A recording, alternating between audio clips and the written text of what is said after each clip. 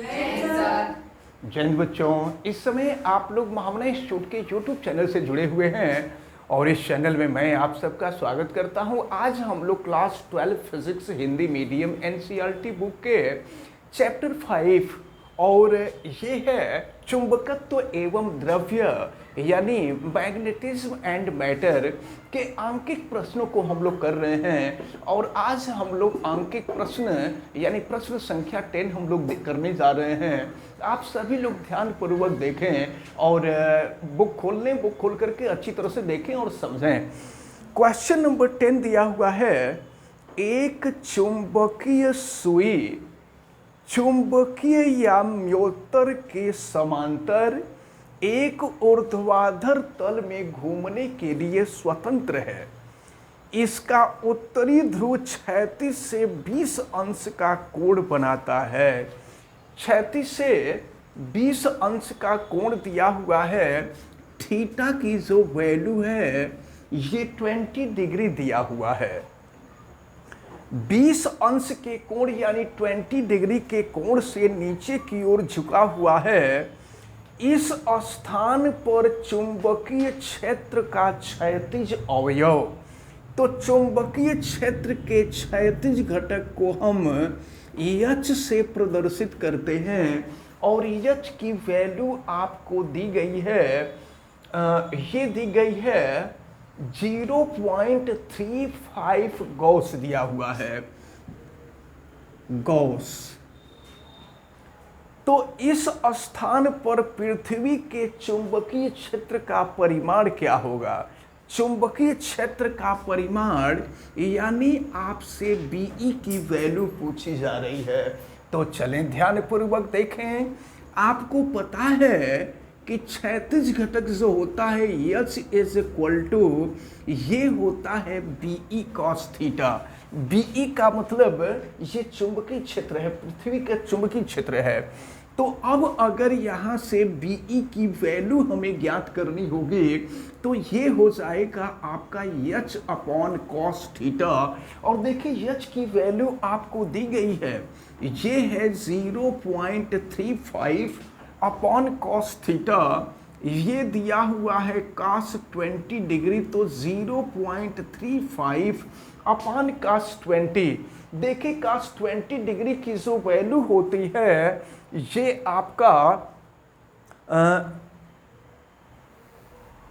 चलिए कुछ बुक्स में ये 22 दिया हुआ है, हम 22 डिग्री ही करते हैं, ये 22 डिग्री हो जाएगा। और फिर cos 22 डिग्री की जो वैल्यू होती है 0.927 होती है, 0. ये हो जाएगा 927। अब हम इसको सॉल्व करेंगे, तो सॉल्व करने के लिए इसमें 1000 से ऊपर नीचे अगर गुणा कर दें तो ऊपर 1000 से गुणा करेंगे 350 हो जाएगा और नीचे 1000 से गुणा करेंगे तो ये हो जाएगा 927।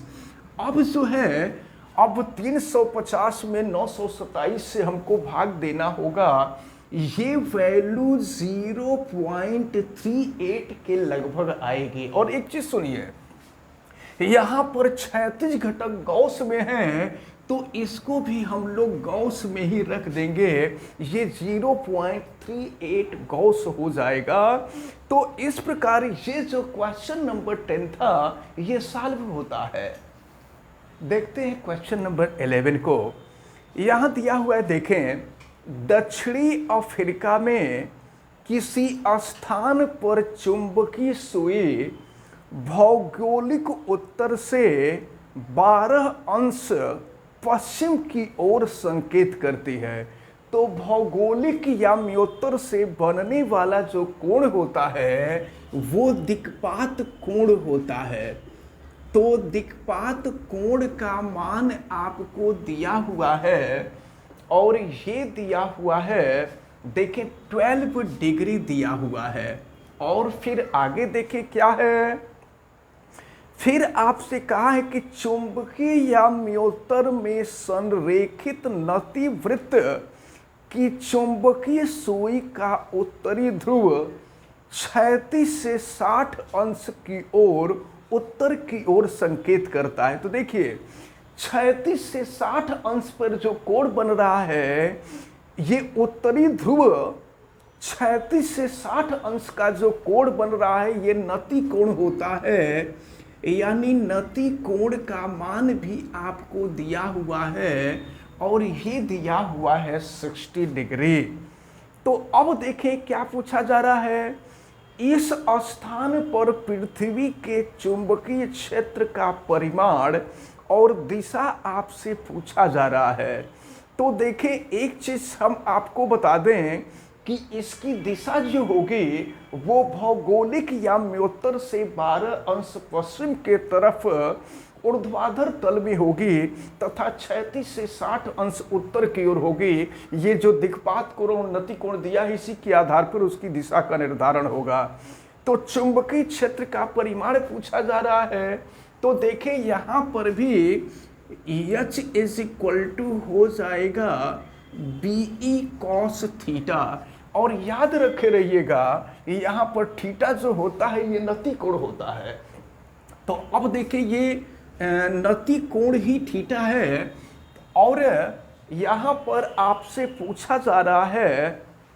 और देखिए फिर आगे आपसे ये भी कहा जा रहा है कि पृथ्वी के चुंबकीय क्षेत्र का क्षैतिज अवयव मापने पर, जब क्षैतिज अवयव मापा जाता है यानी H की वैल्यू देखी जाती है, तो यह मान आपको दिया हुआ है 0.16 गॉस दिया हुआ है।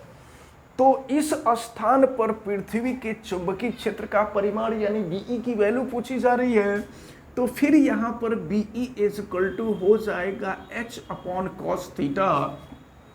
H की वैल्यू 0.16 और अपान हो जाएगा cos थीटा यानी cos 60 डिग्री। और आपको मालूम है cos 60 की वैल्यू 1/2 होती है। तो ये है 0.16 अपान 1/2, 2 ऊपर चला जाएगा। तो फिर यहाँ इसको सॉल्व कर लेंगे तो 0.32, और अगर गॉस में है तो इसको गॉस में ही रखेंगे। तो इस प्रकार आपका ये जो क्वेश्चन नंबर 11 है ये कंप्लीट होता है। क्वेश्चन नंबर 12 देखते हैं। और यहाँ दिया हुआ है एक छोटे छड़ चुंबक का चुंबकीय आघूर्ण। तो चुंबकीय आघूर्ण को हम यम से रिप्रेजेंट करते हैं और ये आपको दिया हुआ है 0.48 जूल पर टेस्ला। तो ये दिया हुआ है चुंबक के केंद्र से 10 सेंटीमीटर की दूरी पर, यानी R का मान आपको दिया हुआ है 10 सेंटीमीटर। तो सेंटीमीटर को हम मीटर में कन्वर्ट कर सकते हैं, 100 से डिवाइड कर देंगे तो 0.1 मीटर हो जाएगा। और फिर देखिए क्या दिया हुआ है। तो चुंबक के केंद्र से 10 सेंटीमीटर की दूरी पर स्थित किसी बिंदु पर चुंबकीय क्षेत्र का परिमाण एवं दिशा बताइए। चुंबकीय क्षेत्र के बारे में पूछा जा रहा है, परिमाण एवं दिशा। और जबकि फर्स्ट में दिया है चुंबक के अक्ष पर स्थित हो। तो देखें जब दंड चुंबक चुंबक के अक्ष पर स्थित होता है ना, तो अच्छी स्थिति में चुंबकीय क्षेत्र की जो दिशा होती है वो साउथ से नॉर्थ के तरफ होती है। इसको आप अच्छी तरह से याद रखे रहेंगे। और अगर लंबवत होता है तो इसका ठीक अपोजिट हो जाता है, नॉर्थ से साउथ के तरफ होता है। तो चले आपको मालूम है कि चुंबक के कारण उत्पन्न चुंबकीय क्षेत्र जो होता है B इज इक्वल टू μ0 अपान 4 पाई, और ये होता है 2m अपान r3। फर्स्ट कंडीशन हम आपको बता रहे हैं और ये अच्छी स्थिति है। चुंबक के कारण अच्छी स्थिति में या चुंबकीय द्विध्रुव के कारण अच्छी स्थिति में उत्पन्न चुंबकीय क्षेत्र ये होता है। अब चलिए यहाँ पर हम रखते हैं B इज इक्वल टू μ0 अपान 4 पाई की वैल्यू 10⁻⁻2 होती है, और फिर 10⁻⁻7 होती है, और ये 2m की वैल्यू है 0.48 अपान हो जाएगा आर क्यूब। जरा देखो 10 टू दी पावर ये जो 0.1 है इसको 10 टू दी पावर -1 मीटर लिख सकते हैं, और जब इसका क्यूब कर देंगे ना तो ये हो जाएगा आपका 10 टू दी पावर -3 हो जाएगा। अब इसको हम सॉल्व कर रहे हैं तो ये हो जाएगा आपका b इज इक्वल टू, जरा देखें 0.48 में 2 से मल्टीप्लाई कर दे 0.96 हो जाएगा। 0.96 इंटू 10 टू दी पावर -3 को ऊपर लेते जाए तो +3 हो जाएगा। तो 10 टू दी पावर -7 + 3 ये हो जाएगा 10 टू दी पावर -4। और आपको मालूम है कि विज्ञान की भाषा में दशमलव के पहले एक अंक होना चाहिए, तो फिर क्या करेंगे हम यहाँ पर 10 से गुणा और 10 से भाग कर देते हैं। तो ये हो जाएगा 10 से गुणा करेंगे 9.6 हो जाएगा, और 10 से भाग दे देंगे तो ये 10 टू दी पावर -4 के जगह पर 10 टू दी पावर -5 हो जाएगा। और चुंबकीय क्षेत्र है तो चुंबकीय क्षेत्र का मात्रक टेस्ला होता है, हम लिख देंगे। अब इसके बाद देखिए इसका बी पार्ट में जो पूछा जा रहा था, चुंबक के विषुवत रेखा पर स्थित हो, तो विषुवत रेखा जो है वो लंबवत होता है, ये स्थिति पूछी जा रही है। तो यहाँ से b की जो वैल्यू होगी μ0/4 पाई, और ये होता है m/r³। इसको हम निरक्षीय स्थिति भी कहते हैं, या विषुवत रेखा पर स्थित कोई बिंदु हो। तो अब यहाँ पर हम सॉल्व करते हैं तो b इज इक्वल टू μ0/4 पाई की जो वैल्यू है ये 10 टू दी पावर -7, m की जो वैल्यू है 0.48, और 10 टू दी पावर -1 का क्यूब करेंगे तो ये हो जाएगा 10 टू दी पावर -3, और फिर ये हो जाएगा 0.48। -3 को ऊपर ले जाएंगे तो +3 हो जाएगा, तो ये हो जाएगा आपका 10 टू दी पावर -4, और चुंबकीय क्षेत्र है तो चुंबकीय क्षेत्र का मात्रक टेस्ला हो जाएगा।